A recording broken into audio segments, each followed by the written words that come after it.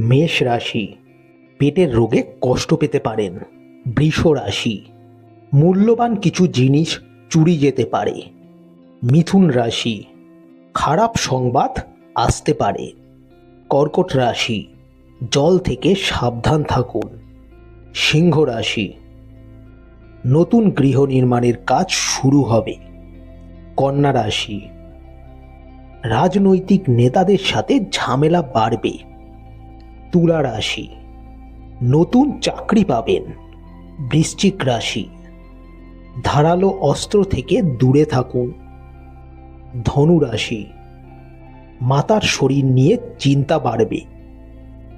মকর রাশি, মাথায় আঘাত লাগতে পারে।